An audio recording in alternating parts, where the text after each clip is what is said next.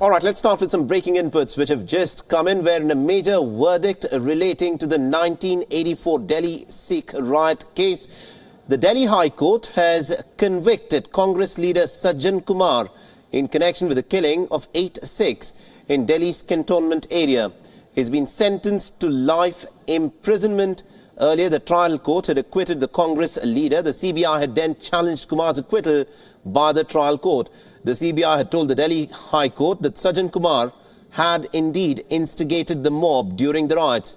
The CBI had argued that Sajjan Kumar, along with 4 other convicts, had planned communal riots and were involved in what has been described as religious cleansing after the assassination of the then Prime Minister Indira Gandhi. All right, now for more on this, we are joined in by our political affairs editor, Kartikeya Sharma. Good morning to you, Kartikeya. This is an important and a very crucial verdict that has come in, where Sajjan Kumar of the Congress party has been convicted for his involvement in the anti-Sikh riots of 1984. You know, it's a small step. It's very delayed. The fact that this gentleman went on to become member of Lok Sabha number of times. It's only in 2009 election when there was a public protest, when Chidambaram was holding a press conference, and one of the reporters who happened to belong to the Sikh community threw a shoe at former Home Minister P. Chidambaram. Absolutely. It was then Congress party under pressure decided not to field Jagdish Titler and Sajjan Kumar. But the fact of the matter is that they continued with their electoral politics from 1984 onwards. So that is one part of it. Now what has happened in this case is that Sajjan Kumar had got reprieve from the trial court. Other people were convicted. For example, Mahendra Yadav, Kishan Kokar, Girdhari Lal and Captain Bhagbal. They were all convicted in the same case. Same case, all of them somehow related to the Congress party at a very local level. But Sajjan Kumar got a clean chit. But this case went to the High Court, and Chand Bibi, who was one of the key witnesses, said she remembered Sajjan Kumar shouting in Sultanpuri, saying that the mother has been killed, and the next day in a mob attack, 2 members of her family were butchered by the crowd. Now this case, imagine how long the case went from 1984. It's more than 3 decades. And now the justice has happened and he has been given life imprisonment. I think till 12th of January he has the time to submit the application and surrender. So I think what will happen is that obviously there will be an application, maybe surrender, but then a conviction of a person who was member of Lok Sabha is in itself very, very ironic, that it takes so much of time in India to convict the high and mighty, and people have to wait for so long. And it's not as if it came very, very easily. Imagine how many years the case got stalled. There were a number of commissions. For example, there were many commissions which were formed when the Congress was in power. Nothing happened in those, like Ranganath Mishra Commission, nothing happened in that commission. You know, it just absolved the Rajiv Gandhi and the Congress leadership. The books have been written. Narasimha Rao was the Home Minister at that point of time, who went on to become the Prime Minister. The paramilitary was not pulled in at a time when everyone said that the Sikhs are being massacred in Delhi. More than 2,800 Sikhs died. Historians and academicians don't even call it a riot. In history books you read, it is called pogrom. Absolutely. Pogrom is a technical word where you say that because state was biased, the non-state actors were allowed free hand to kill, murder the Sikh community post Indira Gandhi's assassination. So, and this was not a Delhi phenomena. Please, we have to put this in perspective. This happened nationally. You know, this was a national phenomena. It created such a problem for the government that for years to come there was great, I would say, lack of trust between the ruling dispensation and the Sikh community. And and then came the insurgency of Punjab. You know, you had Operation Blue Star, you had assassination of Indira Gandhi, and then you had people who got scot-free. Number of people, senior ministers of the Congress party, who served, who led their full political life, like H.K.L. Bhagat, he was also accused. Jagdish Titler is accused. In fact, I would like to remind the viewers that though there are no charges against the present Chief Minister Kamal Nath, but out of public protest when Rahul Gandhi made Kamal Nath in charge of Haryana and Punjab, absolutely, he had to relinquish his charge of Punjab because of those accusations. So sometimes, even if you don't have evidence and other things, the public memory, accusations, and the fact that there is no sense of justice creates a life of its own. And that is why this remains a very sad chapter in Indian contemporary history, whereby people have not got justice. And this is just tip of the iceberg. Absolutely. Thousands we'll of people discuss were involved all of in this massacring Sikhs. and the implications that this verdict is had. Do continue to stay on with this, Kartikeya. Meanwhile, I'm also told that we are joined in by senior lawyer Geeta Luthra, who is joining us over the phone line. Good morning to you, ma'am. Now, this is an important verdict that has been given out by the Delhi High Court, where after 34 years since the riots took place, Sajjan Kumar of the Congress Party has now been convicted for the anti-Sikh riots of 1984. Yes. So only one word on it. In fact, at one time I've been Delhi Police Counsel when the Delhi police officers were being, having departmental inquiries in Central Administrative Tribunal. And that's obviously good 30 years ago. But the question here, I feel, is in criminal trials, 34 years is a very, very long time. And that's the only trepidation that I have, that can we have a trial of an accused so belated, however strong a public perception and evidence against that person. So with just this one word of caution that, justice delayed is justice denied, but it's equally applicable to an accused as a victim. Now, there can be the other side of the coin that at least finally they've got reprieve. Finally, they've got justice. But so much time being taken, and not by the court, not by this court, but so much time being taken in the course of a trial is something which I feel we cannot afford and which is not fair on either party. Absolutely. And also considering that this is a High Court verdict and Sajjan Kumar can still go and appeal against it, do you think that the wheels of the justice system in our country, especially in instances of religious violence, move very, very slowly? See, it's not just religious violence. It's many cases. And in this particular case, they were not incarcerated. They were not in custody. Absolutely. There are hundreds of cases where people are in custody and the trial is taking so much time. And they don't even have the ability to be able to defend themselves if the only breadwinner is sitting in custody.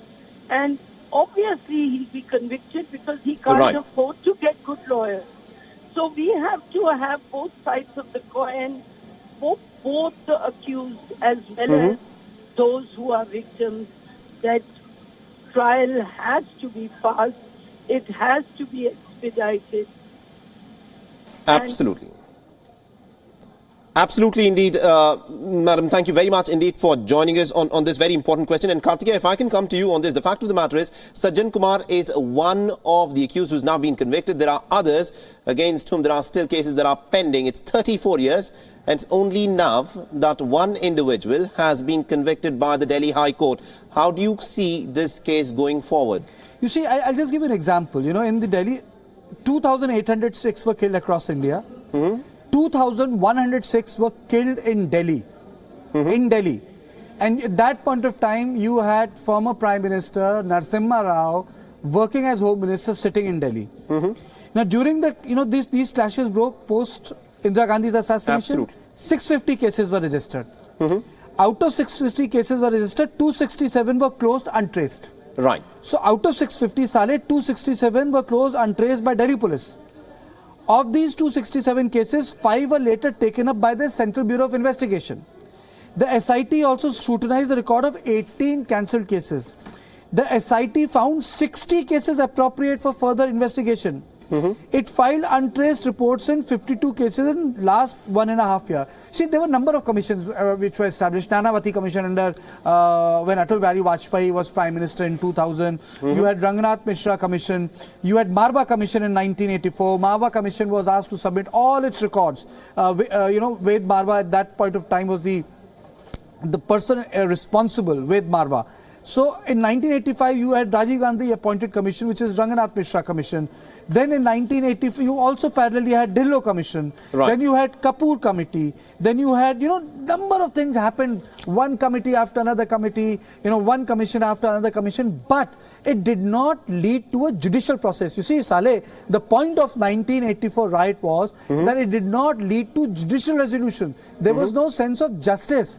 Thousands of people were killed, but police could not actually trace people who were involved in the butchery. One. Second, who led the mob? Who were the people who organized the mob? Because in Delhi, I stayed in Delhi. I was a child. I still remember I used to stay in Nizamuddin. It was impossible for anyone to go out of the city at that point. There were a number of citizens who were trying to help Sikh community. They would put them in their cars, in the dickies of their car, and bring them to their residences so they'll not be slaughtered. So Delhi's demography completely changed. You had Sikh-dominated areas, Muslim-dominated areas. Suddenly, those areas became empty. So not only Sikhs lost their life, their property was destroyed. Their houses were looted. Sikhs were a prosperous community. In 1980s, most of the new jobs of economy were being done by Sikhs. And their property, their newfound prosperity, they all became target for that. At that point of time, VCP, a color television, a fridge was a luxury in India. So what happened during the riot? Most of these things were looted. Houses were gutted, and Sikhs were butchered right in front of the people. And police did not take any action. There was no firing which took place on the mobs. So what has happened today is one little justice. It's not victory of justice. It is definitely not victory of justice. I'll have to interrupt you there, Karthikeya Sharma. I'm told that we're also joined in by senior criminal lawyer Ujjwal Nikam, who's joining us over the phone line. Good morning to you, Mr. Nikam. This is a verdict which people have been waiting for a very long time, and it has come 34 years after the incident. Is this delivery of justice? How do you read this verdict? See, this today's judgment has its own facet for the simple reason because the main charge against the accused was that he provoked and hatched the criminal conspiracy.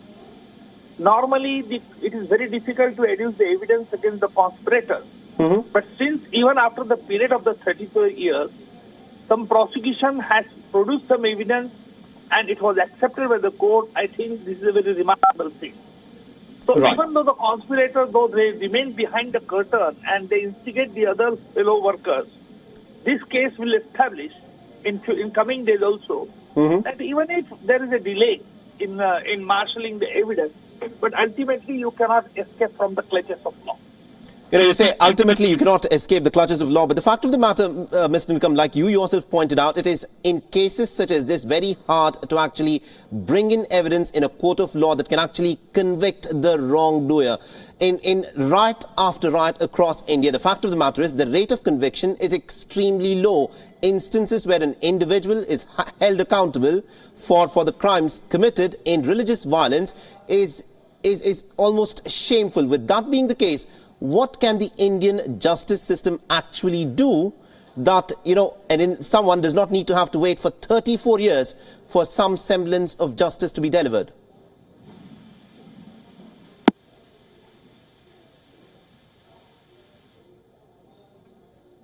Mr. Nikam, if you can hear me? All right, we seem to have lost the line with Mr. Ujjwal Nikam. We'll try get him back on line. But Karthikeya, let me direct that question to you. It has taken 34 years for one of the accused in this incident of pogrom that was inflicted on the Sikhs to be brought to book. It has a certain appearance of justice to it. But the fact of the matter is, in riot after riot in India, the accused managed to get away because it is difficult to get evidence against them in instances of religious riots of this nature. What can be done so that these individuals who carry out these riots do not go scot-free in the manner that we've seen that they've got away in India so far? Okay, first I'll start with the question you asked me, then I'll go into the details or the observation of the judge. Right. In this case, yes, this is a problem post 1947 India, where religious violence, when takes place, the perpetrators go scot-free. It becomes very difficult to trace them. Bhagalpur riot, Hashimpura riot, the Hashimpura riot victims got justice after 35 years. 30 Muslims were shot point blank by the PAC, and it's only after, I think, 20 or 25, 30 years that they have got justice. Number of riots had taken place in India in 80s, 70s, 90s.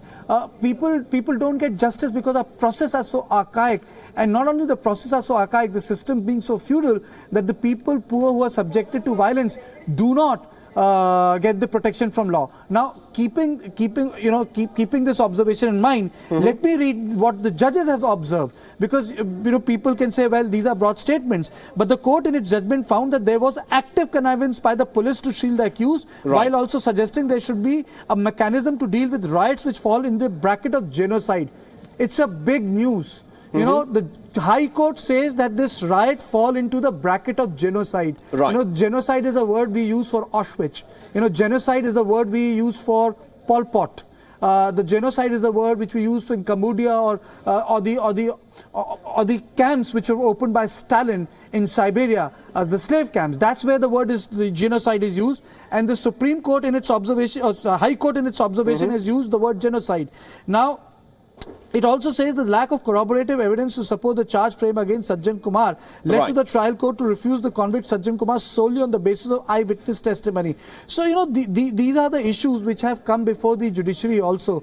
But it also tells us that justice delayed is justice denied. Absolutely. Because it leads to tremendous expenditure on the part who want to find justice, and then the rehabilitation does not take place. The families fall down in economic status. The children suffer. So the family, the unit as whole, suffers. So it's a very important judgment which has been delivered by the High Court. But then I would say the sad part is that there are many others who went scot-free, because it's like sins of commission and omission. You might not have been directly involved in a riot, but you did not do anything to prevent the riot. There were many in the Congress regime who did not do anything to prevent the riot, and I think that's what is the irony of riots in India. Whether the riots took place in Gujarat, whether the riots took place in Delhi in 1984, whether the riots have taken place in Hashimpura, or whether they have taken place in Bhagalpur, or whether it's the Nalli massacre of Northeast where 4,000 people were killed because of ethnic violence, people don't get justice on time. That's very, very well put. Kartikeya, do stay on with us.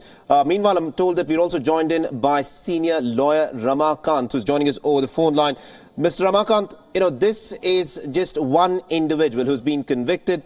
And what do you make of this verdict? Is this justice delivered, or is this, because of the delay in the verdict that's been given, it's justice denied for the victims?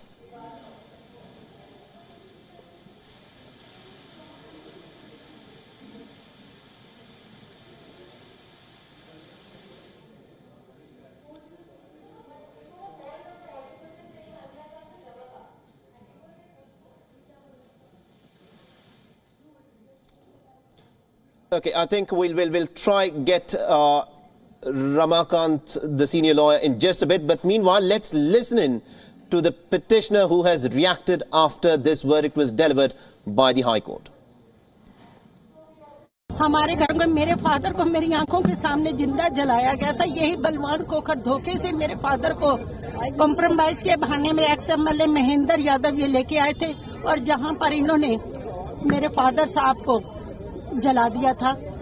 और ये सज्जन कुमार को मैंने 2 तारीख को भाषण देते हुए देखा था कि एक भी सरदार बचना नहीं चाहिए। जिन्होंने इंदिरा गांधी को मारा, इन सिखों ने इंदिरा गांधी को मारा, ये असम के बच्चे हैं। इंदिरा गांधी हमारे, इन्होंने ये मैंने स्लोगन सुने थे सज्जन कुमार की तरफ से पुलिस की जीप में था। All right, so that is the petitioner who said that she had heard personally the inflammatory speeches that had been given by by Sajjan Kumar just before the violence breakout, where Sajjan Kumar was asking the people not to spare the Sikhs because they are the ones who are responsible for the killing of Indira Gandhi. And Kartikeya, if I can come to you on this, you know, it's been 34 years since the violence took place, and many of these individuals who are the key accused in carrying out these riots, like you said, went on to occupy important positions in the government. You know, the fact of the matter is, cases such as this drag on forever. Now, Ujjwal Nikam, the senior lawyer that we spoke with a little while back, said that it is difficult to bring forth compelling evidence in court so that these individuals are convicted. And all right, Kartikeya, I'll just come to you in a bit. I'm told that we've got senior lawyer Ramakant who's joining us now on the phone line. Mr. Ramakant, this is a verdict that's been given out after 34 years after the riot. How do you read this verdict? It's a fantastic judgment from a fantastic court. That Justice Muralidhar has termed this terrific. Well, these criminals have been booked. They have, and I really admire that the justice finally arrived. Though it is delayed, and evidences were tempered, witnesses were tried to be terrified. Quality of evidence was marred. Still, the division bench of the High Court has delivered the justice. I really appreciate that, and it's a fantastic judgment. It is a fantastic judgment, but the fact that it has come 34 years late, does it not in some way take away certain semblance of justice which perhaps the victims of the violence would be hoping for?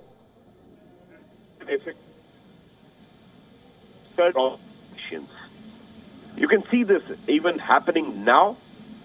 These politicians are sowing the seeds of hatred amongst the society. Absolutely. This happened 34 years back. It is happening even now. Mob lynching is not stopped even now. It happened earlier. It is happening now. And it has been happening. So politicians are being benefited, and it is really very difficult to prosecute them. And more particularly, if you see the statement of the witness, he's saying that Sajjan Kumar was making such rhetorics while he was in police jeep. The police was the instrument in doing this crime. If it was happening, who will nab these criminals? Who nabs politicians? No one.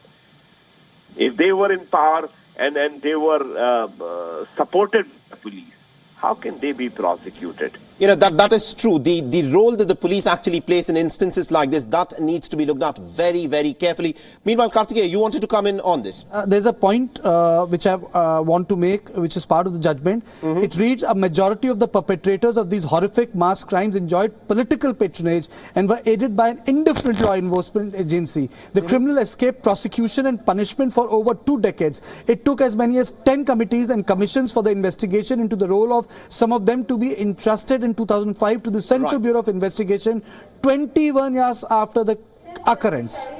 That is a very significant one. Let me take that across to senior lawyer Ramakant Gaur.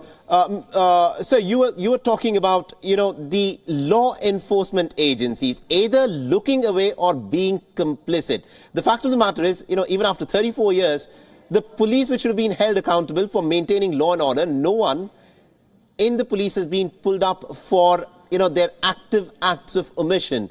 Is there any way that the justice system can actually remedy the omissions and the commissions committed by the police during instances of religious violence?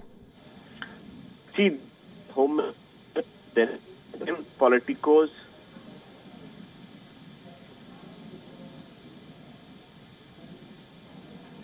commissioner or assistant commissioner, inspector, not dare to go beyond their words. So when this justice is that nothing happened, nothing of this sort happened, and these are these Right. Which inspector would prosecute them? Who can dare to do that? That's true. Which politician has been castigated? Which minister has been castigated? So these police officials work under immense pressure. We need to understand their psyche as well. If they have to serve, they have to obey the command of these politicians. And we see this happening even now. If a chief minister says that nothing of this sort happened, and this is the line which, and if the high command is taking one line, inspector of police take a different line and say it, and then speak about the truth. Can he investigate about the truth? This is really a difficult situation for the police as well. It's really difficult to investigate truthfully. Absolutely. That I think, and police reforms. You see, the Supreme Court has directed the then central government to bring out the police reforms. They have not been brought either by UPA or NDA or by anybody else. Nobody wants the independence of police or investigating agency. And that's the reason that they can do anything or everything, whatever they wish, at their whims and fancies. All right. All right, Mr. Ramakant Gaur, thank you very much indeed for joining us and getting us that perspective. Meanwhile, I'm also told that we are joined in by Senior Supreme Court Advocate Sanjay Hegde, who's joining us over the phone line. Thank you very much indeed, sir, for joining us on this broadcast in Wion. Now, justice, it appears, has been finally delivered after 34 years. What do you make of this verdict, sir? See, the acquittal by the trial court has been reversed by the High Court. It's been a long time before this verdict has been delivered. There is still an appellate stage, which is to the Supreme Court, and normally the Supreme Court does look at acquittals which have been turned into convictions by the High Court. So, while this may be justice for some, I do not know whether it is the end of the road as far as Mr. Sajjan Kumar or the others are concerned. They still have their right of appeal. Having said all that, as far as the processes of law are concerned, I am very glad that in cases of mob violence, leaders who lead the mob do not go unpunished. Leaders who lead the mob or incite the mob are in fact much more guilty than unless people who benefit from mob violence are punished. Mob violence will continue. That is, I think, the crux of this issue in India, that people benefiting out of mob violence and then going on to occupy important positions of power in the government. Sajjan Kumar, he has been held guilty by the Delhi High Court, but of course he's got an appeal that he can actually make in the Supreme Court against this verdict. But riot after riot, in instances of religious violence, we've seen that those who've masterminded, those who've carried out the violence on the ground, they've managed to get scot-free. For the time being, we'll slip into a short break. More news and updates will continue on the other side. Stay tuned.